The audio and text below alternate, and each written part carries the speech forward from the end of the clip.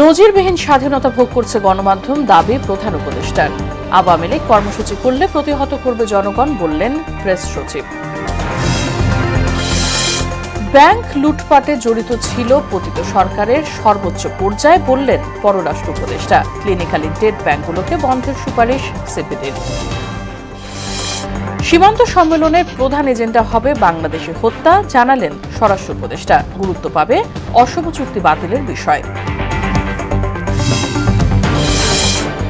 এবং সরকারকে পথে আনতে আন্দোলনে নামার ইঙ্গিত বিএনপির। জুলাই অভ্যুত্থানের গণহত্যায় জড়িতদের বিচারে বিশেষ ট্রাইব্যুনাল গঠনের দাবি।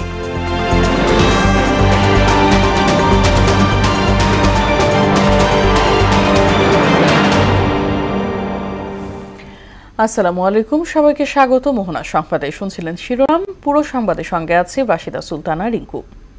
বিস্তারিত। বাংলাদেশের গণমাধ্যমগুলো নজিরবিহীন স্বাধীনতা ভোগ করছে বলে দাবি করেছেন অন্তর্বর্তী সরকারের প্রধান উপদেষ্টা ডক্টর মোহাম্মদ ইউনূস। তবে তিনি বলেন, সামাজিক যোগাযোগ মাধ্যমে ভুল তথ্যের বন্যা বয়ে গেছে।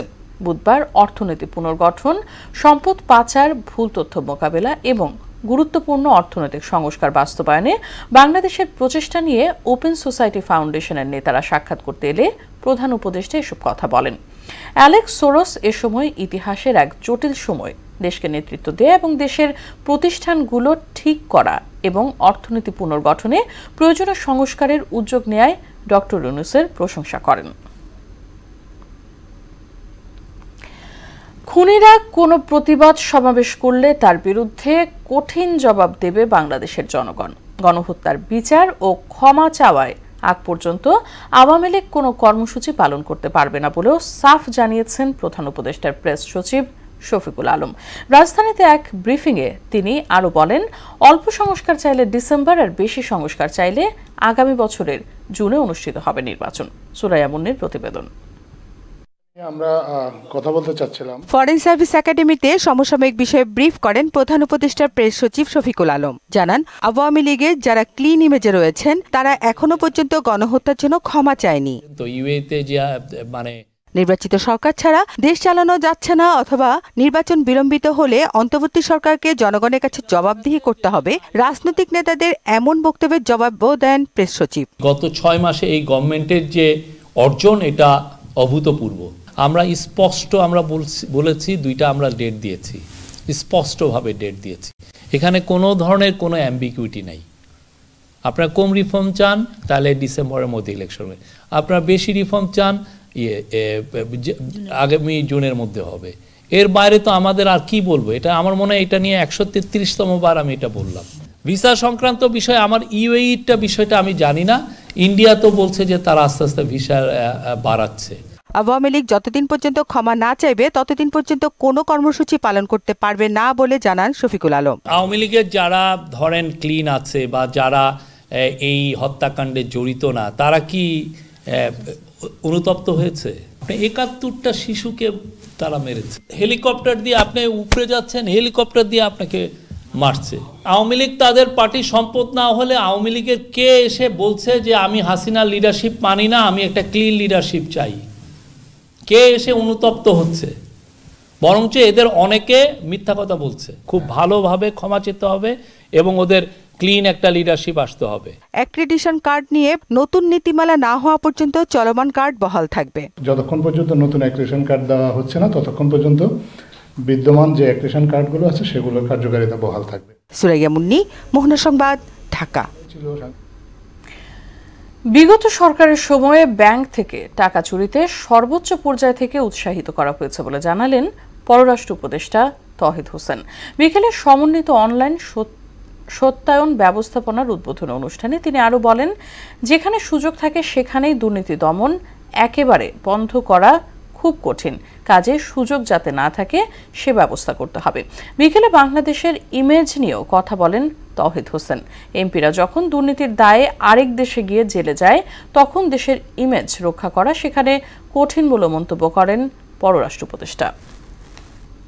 দুর্নীতির সুযোগ যাতে কমে যায়। আমাদের ব্যাংকগুলো থেকে যে টাকা চুরি হয়েছে, এটা কিন্তু ঘটনাক্রমে হয়নি।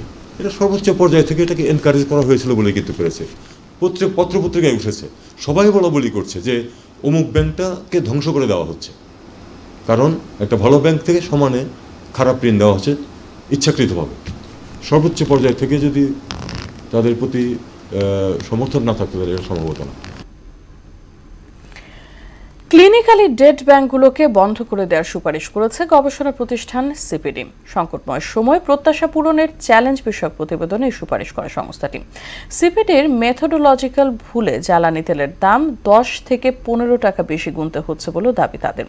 IMF এর শর্তে নয়, দেশের অর্থনীতিতে শক্তিশালী করতে সর্বনিম্ন জিডিপি থেকে উত্তরণের পথ খোঁজারও পরামর্শ দিয়েছে সংস্থাটি।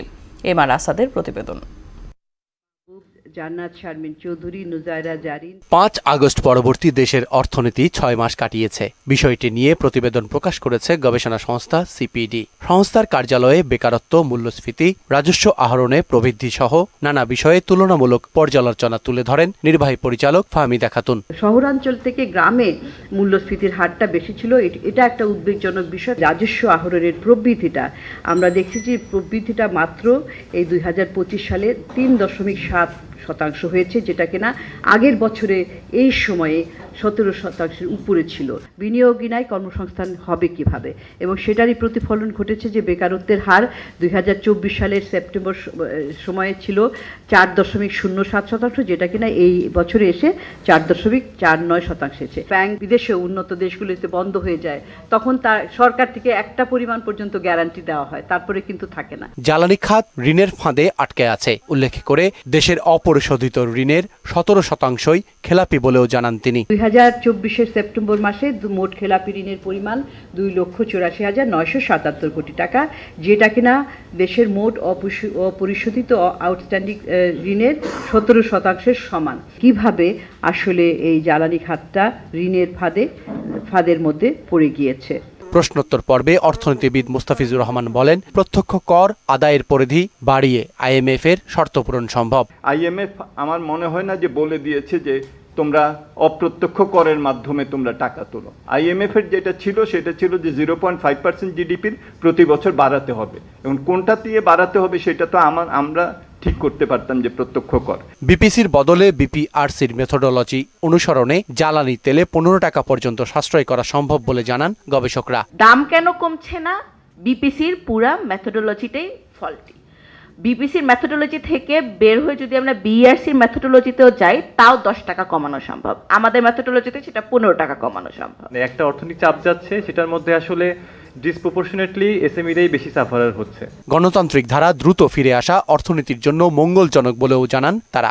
পার্টিগুলোর ভেতরের সংস্কার ছাড়া কেবলমাত্র ইলেকটোরাল সংস্কার দিয়ে রাজনৈতিক সংস্কার হবে না। MR আসাদ, মোহনা সংবাদ, ঢাকা। এবারের সীমান্ত সম্মেলনে বর্ডারে বাংলাদেশিদের হত্যা প্রধান এজেন্ডা হবে বলে জানালেন স্বরাষ্ট্র উপদেষ্টা জাহাঙ্গীর আলম চৌধুরী। ভারতের নয়াদিল্লিতে অনুষ্ঠেয় মহাপরিচালক পর্যায়ে এক বৈঠকে সীমান্তে গুলি চালানো বন্ধের তাগিদ দেওয়া হবে বলেও জানান তিনি। সকালে স্বরাষ্ট্র মন্ত্রণালয়ের বিজিবি প্রধানের সঙ্গে বৈঠক শেষে জানানো হয়, দুদেশের মধ্যে অসম চুক্তি বাতিল ও সংশোধনের পাশাপাশি ঢাকা দিল্লি সম্পর্ক উন্নয়নের বিষয়েও আলোচনা করা হবে। আরও জানাচ্ছেন শামীমুজ্জামান চৌধুরী। আগামী 17 থেকে 20 ফেব্রুয়ারি ভারতের নয়াদিল্লিতে অনুষ্ঠিত হতে যাচ্ছে 55তম বিজিবি BSF মহাপরিচালক পর্যায়ের সীমান্ত সম্মেলন। ভারত বাংলাদেশ সম্পর্কে টানাপোড়েনের মধ্যেই হতে যাচ্ছে এই সম্মেলন। বর্ডারে বাংলাদেশি নাগরিকদের হত্যা হবে এবারের সম্মেলনের প্রধান এজেন্ডা। সীমান্তে গুলি চালানো বন্ধের পাশাপাশি নিয়ম মেনে কাঁটাতারের বেড়া দেওয়ার তাগিদ দেওয়া হবে মহাপরিচালক পর্যায়ের সম্মেলনে। এ সময় সীমান্তে হত্যা নিয়ে বিন্দুমাত্র ছাড় না দেওয়ার কথা জানান বিজিবি মহাপরিচালক। যেগুলাতে আমরা মনে করেছি যে না, আগে আমরা ডিপ্রাইভড হয়েছি, এগুলাতে আমরা শক্ত ভয়েসে কোনো ছাড় দেব না। We are very farm. সীমান্তে হত্যা বলেন, 150 যেটা ফেন্সের কথা বলেন। বৈঠকের আলোচনার বিষয় উল্লেখ করে স্বরাষ্ট্র উপদেষ্টা বলেন, ভারত থেকে বাংলাদেশে মাদক, অস্ত্র ও গোলাবারুদ চোরাচালান প্রতিরোধে গুরুত্ব দেওয়া হবে। আগে যেভাবে কথাটা বলতো, এইভাবে কথার টোনটা আলাদা হবে। সীমান্তে যে হত্যা করছে ওইটা যেভাবে হোক তাদের বন্ধ করতে হবে। এটা কোনোভাবেই গ্রহণযোগ্য না। তাদের এই বর্ডার বেল্টে অনেক সময় এই যে মাদকের বিভিন্ন এই ফেন্সিডিল কারখানা, এইসব কারখানা তৈরি করে আমাদের দেশে এই জিনিসগুলি, যদিও ওই ফেন্সিডিলটা তারা ঔষধ হিসাবে বলে বানায়, কিন্তু আদারওয়াইজ বানায় এটা মাদকের জন্য এবং আমাদের বাংলাদেশের ভিতরে দিয়ে দেয়। এছাড়া বাংলাদেশ ভারত সীমান্তবর্তী নদীগুলোর পানির সুষম বন্টন সহ নদী থেকে পানি উত্তোলন, পানি চুক্তি বাস্তবায়ন ও ভারতীয় মিডিয়ার মিথ্যা সংবাদ নিয়েও আলোচনা হবে। ভারতীয় গণমাধ্যম যে মিথ্যা সংবাদ পরিবেশন করে এবং এটা কিভাবে তারা বন্ধ করতে পারে এই ব্যাপারেও আলোচনা হবে। বাংলাদেশের যে নদী আছে এই নদীগুলি পানিটা যেন সুষম বন্টন হয় এটার ব্যাপারে আলোচনা হবে। আগরতলা থেকে আখাউড়ার দিকে বর্জ্য প্রবাহিত হয় এমন 4টি খালে পানি শোধনাগার স্থাপনের প্রস্তাব দেওয়া হবে বলে জানান স্বরাষ্ট্র উপদেষ্টা। আগরতলা দিয়ে জানে যে এই অনেক সময় খুব ওই যে ইন্ডাস্ট্রিয়াল বর্জ্যগুলি আছে বাংলাদেশে চলে আসে। শামীমুজ্জামান চৌধুরী, বহনা সংবাদ, ঢাকা। অন্তর্বর্তী সরকারকে সঠিক পথে আনতে আন্দোলনের প্রয়োজন হতে পারে বলে মন্তব্য করেছেন বিএনপির স্থায়ী কমিটির সদস্য সালাউদ্দিন আহমেদ। সরকারের প্রতি 5 অগস্টের মধ্যে নির্বাচন অনুষ্ঠানের আহ্বানও জানান তিনি। আর জুলাই আগস্ট অভ্যুত্থানের গণহত্যায় জড়িতদের বিচারে বিশেষ ট্রাইব্যুনাল গঠনের দাবি জানালেন দলের সিনিয়র যুগ্ম মহাসচিব রুহুল কবির রিজভী। রাজধানীতে আলাদা অনুষ্ঠানে তারা এসব কথা বলেন। তানজিদ ভুঁইয়াকে সঙ্গে নিয়ে আরও জানাচ্ছেন হুমায়ুন কবির। রাজধানীর মিরপুরে গণ অভ্যুত্থানে নিহত আহনাফের পরিবারের সাথে সাক্ষাৎ করেন বিএনপির সিনিয়র যুগ্ম মহাসচিব রুহুল কবির রিজভী। দ্রুততম সময়ে ছেলে হত্যার বিচার দাবি করেন আহনাফের বাবা নাসিরউদ্দিন আহমেদ। 6টা মাস হয়ে গেল, এখনো আমরা কোনো বিচারে কিছুই পাচ্ছি না। যে আমরা চাচ্ছি আগে আমাদের সন্তানের বিচার হোক। গণ অভ্যুত্থানে নিহতদের বিচারে বিশেষ ট্রাইব্যুনাল গঠনের দাবি জানান রিজভী। এই প্রত্যক্ষভাবে শটগানের গুলিতে, রাইফেলের গুলিতে এত শিশু বাচ্চাদের জীবন যারা কেড়ে নিয়েছে তাদের বিচারে কেন এত গড়িমসি? স্পেশাল ট্রাইব্যুনালে এদেরকে গ্রেপ্তার করে আইনি প্রক্রিয়ার মধ্যে দ্রুততর সময়ে এদের শাস্তি বিধান করলে আজকে আহনাফের মা, আহনাফের পিতার বুকটা হয়তো কিছুটা শান্ত হতো। পরাজিত শক্তি যাতে আর মাথাছাড়া দিতে না পারে সেজন্য সবাইকে ঐক্যবদ্ধ থাকার আহ্বানও জানান তিনি। ঐক্যবদ্ধ হয়েই এই পরাজিত শক্তি, দেশ বিকিয়ে দেওয়া শক্তি, নিজের সন্তানকে হত্যা করে তার রক্ত পান করে ক্ষমতায় থাকার এই শক্তিকে পরাভূত করতে হবে। এদিকে জাতীয় প্রেস ক্লাবে এক আলোচনায় বিএনপির স্থায়ী কমিটির সদস্য সালাউদ্দিন আহমেদ জানান অন্তর্বর্তী সরকারকে রাজনৈতিক পথে আনতে কিছু উদ্যোগ নেওয়া হবে। সরকারকে গাইড করার জন্য, পরিচালনা করার জন্য আমাদেরকে যথেষ্ট সমালোচনা করতে হবে। এমনকি আমাদেরকে সড়কে আন্দোলনও করতে হতে পারে সরকারকে সঠিক রাস্তায় নিয়ে আসার জন্য। জাতীয় সংসদ নির্বাচনের জন্য স্বল্প মেয়াদী জরুরি অগ্রাধিকার ভিত্তিক সংস্কারগুলো আমরা নির্ধারণ করে তারপরে আমরা একটা সঠিক সময়ে নির্বাচনে যাই। যে নির্বাচনের সময়টা আমরা আমাদের দলের পক্ষ থেকে বলেছি জুলাই আগস্ট হচ্ছে একটি যৌক্তিক সময়। স্বাধীনতা যুদ্ধ ও জুলাই গণ অভ্যুত্থান এক কিনা সে প্রশ্ন ছুড়ে দেন তিনি। মুক্তিযুদ্ধের সাথে একই প্রায় জুলাই গণ অভ্যুত্থানের বিষয়টি নিয়ে আসা হয়েছে, কিন্তু স্বাধীনতা যুদ্ধের সাথে স্বাধীনতা পরবর্তী কোনো ঘটনাই কি একই কাতারে গণ্য করা যায়? হুমায়ুন কবির, মোহনা সংবাদ, ঢাকা। রানিং স্টাফদের ধর্মঘট প্রত্যাহারে রেল চলাচল শুরু হলেও সময়সূচিতে হেরফের হচ্ছে। ঢাকা রেলওয়ে স্টেশন থেকে 1 থেকে 1.5 ঘন্টা দেরিতে ছেড়েছে প্রতিটি ট্রেন। রেল কর্তৃপক্ষ জানিয়েছে ইঞ্জিন সমস্যা আর ট্রাক ব্যালেন্সের কারণেই এমন পরিস্থিতি। স্বাভাবিক হতে সময় লাগবে আরও 2-1 দিন। বিস্তারিত কাজী পাপ্পু রিপোর্টে। ট্রেন চলাচল নিয়ে অচল অবস্থা দূর হয় মঙ্গলবার রাত 2টায়। দাবি পূরণের আশ্বাসে ধর্মঘট প্রত্যাহার করেন রেলের রানিং স্টাফরা। স্বাভাবিক হওয়ার ঘোষণার পর কমলাপুর স্টেশন থেকে ভোর 6টায় প্রথম ট্রেন ছাড়ার কথা, কিন্তু সময় মতো সেই ট্রেন প্ল্যাটফর্মে পৌঁছায়নি। শুধু প্রথমটি নয়, প্রত্যেকটি ট্রেনেই হয়েছে এমন সমস্যা, ফলে চলাচল শুরুর ঘোষণায় যাত্রীদের স্বস্তি এক সময় রূপ নেয় ভোগান্তিতে। তাদের ক্ষোভ গিয়ে পড়ে রেল কর্তৃপক্ষের ওপর। বাংলাদেশের অনেক প্রতিষ্ঠানই করাপ্টেড আছে, কিন্তু এটার ভিতরে করাপ্টেড অনেক। 8টা বাজে ছাড়বে, তারপরে বললো 9টা বাজে ছাড়বে, এখন বাজতেছে 10:30, এখনো কোনো খোঁজখবর নাই। প্রত্যেকটি জায়গায় মানুষকে, যাত্রীদেরকে যে ভোগান্তি, এটার সঠিক তদারকি আমাদের নাই। এক একজনের কাছে পাঠাচ্ছে আর যাচ্ছে আর বলতেছে হ্যাঁ দেখি কি করা যায়, কিছু হবে না, আমরা তো এখন ট্রেন চলে গেছে, আমরা কি করব। এতক্ষণ ধরে ঘুরতেছি, বলতেছে যে কিভাবে ব্যবস্থা করব, ট্রেন তো চলে গেছে, খালি চলে গেছে, খালি আপনার কেন পাঠালেন? কমলাপুর রেল স্টেশনে এমন অলস সময় পার করতে দেখা গেছে শতাধিক যাত্রীকে, তারপরও ট্রেনে উঠতে পেরে দারুণ খুশি তারা। আই দেখলাম তো ট্রেন ছাড়তেছে, তো স্বস্তির নিঃশ্বাস আর কি বললাম আর কি। সারা রাত অনেক টেনশনে ছিলাম, সকালে যেহেতু ট্রেনটা চালু হয়েছে অনেক ভালো লাগছে। রাতে আমাদেরকে আবার থাকতে হলো এখানে থেকে, এখন আজকে সকালে যেতে হচ্ছে। রেল কর্মচারীরা যদি ওদের কোনো প্রবলেম থাকে সে দাবি দেওয়া করবে, এইভাবে বন্ধ করে দেওয়া এটা তো ঠিক না। ট্রেন খুলছে, খুব আনন্দিত, খুব উৎসাহিত, খুব ভালো লাগছে। আমাদের গাড়ি রানিং থাকলে তো আমাদের ভালো লাগে, যাত্রীদের সুবিধা চলাচলের জন্য অসুবিধা না হয়, এই জন্য আমরা এটা চাই। ঢাকার রেলওয়ে স্টেশন ম্যানেজার জানান, ধর্মঘট সহ নানা ইস্যুতে কিছুটা জটিলতা হচ্ছে, পরিস্থিতি স্বাভাবিক হতে 2-1 দিন সময় লাগবে। ইঞ্জিনগুলো শেড থেকে বাইরে হওয়ার ক্ষেত্রে কিছু প্রসিডিউর থাকে এবং ওই প্রসিডিউর মেনটেন করার জন্যই কিছুটা লেট হচ্ছে। আর কিছু ট্রেনের ওয়াশপিট করতে হয়, ওয়াশপিট করার ক্ষেত্রে কিছু সময় লাগে, সেই জন্য ট্রেনগুলো লেট হচ্ছে। ইনশাল্লাহ 2-1 দিনের ভিতর এই লেটটা মেকআপ হয়ে যাবে। শুধু ঢাকা থেকে ছেড়ে যাওয়ার ট্রেন না, দেশের সব প্রান্তেই বুধবার সকাল থেকে শিডিউল বিপর্যয় হয়েছে, এতে ভোগান্তিতে পড়েছেন রেল যাত্রীরা। কাজী পাপ্পু, মোহনা সংবাদ, ঢাকা।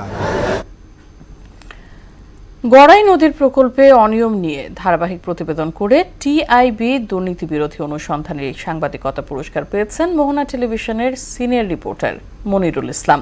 দুপুরে ধানমন্ডিতে টিআইবি কার্যালয়ে এই পুরস্কার তুলে দেন সংস্থাটির নির্বাহী পরিচালক ইফতেখারুজ্জামান। বিস্তারিত নাসিমুল বারী সৌরভের প্রতিবেদনে। দক্ষিণাঞ্চলের জনগুরুত্বপূর্ণ গড়াই নদী খনন প্রকল্পের 2 পর্বের অনুসন্ধানী প্রতিবেদন তৈরি করে মোহনা টেলিভিশনের সিনিয়র রিপোর্টার মনিরুল ইসলাম। এখানে উঠে আসে গড়াই নদী খনন প্রকল্প নিয়ে সীমাহীন দুর্নীতির চিত্র। 2 পর্বের ধারাবাহিক এই প্রতিবেদনের জন্য এবছর টিআইবি দুর্নীতি বিরোধী অনুসন্ধানী সাংবাদিকতা পুরস্কার অর্জন করেন তিনি। শুরুতে এই প্রতিবেদন করতে গিয়ে চ্যালেঞ্জ ও প্রতিবন্ধকতার অভিজ্ঞতা জানান মনিরুল ইসলাম। নদী নিয়ে কাজ করতে গিয়ে আমার একটু রিসার্চ করতে হয়েছে, বিশেষ করে যে আমি দেখেছি যে এই নদীটা কি আসলে খননই কি সমাধান, কিন্তু আসলে না, খননটা ছিল একটা মোটামুটি পকেট ফাঁড়ি করার একটা কৌশল। গড়াই নদী শুধু একটি নদীই নয়, এটি দক্ষিণ পশ্চিমাঞ্চলের প্রাণ সুন্দরবনের রক্ষা কবচ। সে বিষয়ে বিস্তারিত তুলে ধরেন মোহনা টেলিভিশনের বার্তা প্রধান এবং প্রধান বার্তা সম্পাদক। এই গড়াই কিন্তু সুন্দরবনের একমাত্র মিঠা পানির উৎস, ফাইনালি আর কেউ নাই, আর আশেপাশে আর কেউ নাই, যারা ছিল তারা মারা গেছে, শেষ। এই গড়াই কখনো মধুমতি, এই গড়াই কখনো রূপসা, এই গড়াই কখনো মংলা, এই হয়ে শেষ পর্যন্ত ঢুকেছে। যদি সরকারি উদ্যোগের মধ্যে 2 পাশে কনক্রিটের ওয়াল করে দেওয়া যায়, সেই 5-10 মাইল দূরে গিয়ে সেটা দিয়ে যদি পড়ে, তাহলে আমার নদীটা রক্ষা পায়। আর গতানুগতিক ধারা থেকে বের হয়ে এসে নতুন কিছু করার পরামর্শ দেন প্রখ্যাত সাংবাদিক শাহনাজ মুন্নি। খুবই আমরা যেটা চাই যে একটু বিষয়ের দিকে একটু নতুনত্ব থাকুক, একটু অভিনবত্ব কিছু আসুক, এবং এমন কিছু আসুক যেখানে আসলে অনুসন্ধানের সুযোগ আছে। কিন্তু প্রায় সময়ই আমরা যেগুলো পাই সেগুলো খুবই গতানুগতিক। টিআইবি নির্বাহী পরিচালক বলেন, সুস্থ সাংবাদিকতাই পারে সুস্থ রাজনীতির বিকাশ ঘটাতে। ভালো সাংবাদিকতা কিন্তু ভালো রাজনীতির বিকাশের সুযোগ সৃষ্টি করে, অনুঘটক হিসেবে কাজ করে। রাজনীতি, আমলাতন্ত্র, গভর্নেন্স, পুরো রাষ্ট্র পরিচালনা প্রক্রিয়ার মধ্যেই ইতিবাচক আঙ্গিকটা বিকশিত করার জন্য আমাদের পক্ষ থেকে যতখানি সম্ভব সেই ভূমিকাটা পালন করে যাব। আসবে প্রতিকূলতার চ্যালেঞ্জ আসবে। মনিরুল ইসলাম ছাড়াও প্রিন্ট ক্যাটাগরিতে আরো 2 প্রতিবেদককে দেওয়া হয় এই পুরস্কার। নাসিমুল বারী সৌরভ, মোহনা সংবাদ। 5 আগস্ট সহ বিভিন্ন আন্দোলনের মূল কারণ সমাজে অবিচার লালন করা, আর এসব অবিচারের পেছনে বীজ হচ্ছে দুর্নীতি। সকালে কুমিল্লা জেলা শিল্পকলা একাডেমিতে দুর্নীতি দমন কমিশনের প্রথম গণশুনানিতে এমন মন্তব্য করেন কমিশনের চেয়ারম্যান ডক্টর আব্দুল্লাহ মোমেন। তিনি বলেন, কাজ না করে সেবা গ্রহীতাদের নাজেহাল করাই যেন আমলাতন্ত্রের মূল কাজ। সিদ্ধান্ত না নিয়ে যিনি যত বেশি সময় নেবেন তিনি তত বেশি ক্ষমতাবান। ক্ষমতার এই অপপ্রয়োগ কমিয়ে সবাইকে দায়িত্বশীল হতে হবে বলেও মত দেন তিনি। আমাদের সমাজের আজকে যে 5ই আগস্ট ঘটলো কিংবা বিভিন্ন সময় যে আন্দোলন হচ্ছে, এগুলোর মূল কারণটা কি? মূল কারণ হচ্ছে সমাজে এক ধরনের অবিচার আমরা লালন করি। এবং আমরা যত ধরনের অবিচার হাত দিই না কেন, প্রত্যেকটা অবিচারের পেছনের যে সিড, যে বীজ, সেটা হচ্ছে দুর্নীতি। ন্যায়ভিত্তিক একটা সমাজ প্রতিষ্ঠা করতে চাই, ক্ষমতাটাকে মনে করতে হবে আমাদের দায়িত্ব। দেশের বাইরের খবর। ভারতের উত্তরপ্রদেশে কুম্ভ মেলায় পদদলিত হয়ে মৃতের সংখ্যা বেড়ে 40 জনে দাঁড়িয়েছে। এই ঘটনায় আহত হয়েছেন আরও বেশ কয়েকজন। বুধবার এই তথ্য জানিয়েছে বার্তা সংস্থা রয়টার্স ও এএফপি। প্রতিবেদনে বলা হয়েছে, ভারতের ধর্মীয় উৎসবগুলোতে জনসমাগমের সময় মৃত্যুর ঘটনা সাধারণ ব্যাপার হয়ে দাঁড়িয়েছে। এছাড়া অনেক মানুষের অংশগ্রহণের কারণেও এরকম ঘটনার রেকর্ড আগেই ছিল কুম্ভ মেলায়। মৃতদেহগুলো শনাক্ত করার পর পরিবারের কাছে হস্তান্তর করা হবে। দক্ষিণ সুদানে যাত্রীবাহী বিমান বিধ্বস্ত হয়ে 18 জনের মৃত্যু হয়েছে। জাতিসংঘ পরিচালিত রেডিও মিয়ারের তথ্যমতে বিমানটিতে ক্রু ও যাত্রী সহ মোট 21 জন আরোহী ছিলেন। বুধবার রাজধানীর জুবাতে যাওয়ার উদ্দেশ্যে উত্তরাঞ্চলীয় রাজ্য ইউনিটির একটি তেল ক্ষেত্র থেকে উড্ডয়ন করে বিমানটি, কিন্তু এর কিছুক্ষণ পরই এটি বিধ্বস্ত হয়। এদের মধ্যে 3 জনকে জীবিত উদ্ধার করা হলেও তাদের অবস্থা আশঙ্কাজনক বলে জানিয়েছে চিকিৎসক।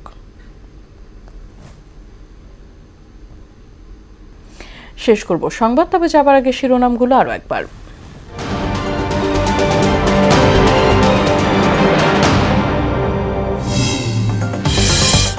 নজিরবিহীন স্বাধীনতা ভোগ করছে গণমাধ্যম, দাবি প্রধান উপদেষ্টার। আওয়ামী লীগ কর্মসূচি করলে প্রতিহত করবে জনগণ, বললেন প্রেস সচিব। ব্যাংক লুটপাটে জড়িত ছিল পতিত সরকারের সর্বোচ্চ পর্যায়ে, বললেন পররাষ্ট্র উপদেষ্টা। ক্লিনিক্যালি ডেড ব্যাংকগুলোকে বন্ধের সুপারিশ সিপিডির।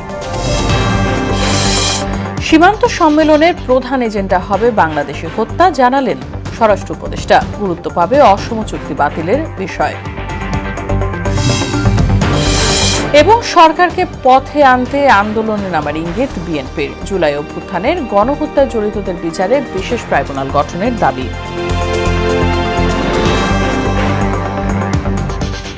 এই ছিল সংবাদে। পরবর্তী সংবাদ রাত 12:30টায়। এছাড়া মোহনার সবশেষ খবর জানতে ভিজিট করুন www.mohna.tv। সংবাদ দেখতে পারেন ফেসবুক ও ইউটিউবে। সঙ্গে থাকার জন্য ধন্যবাদ সবাইকে।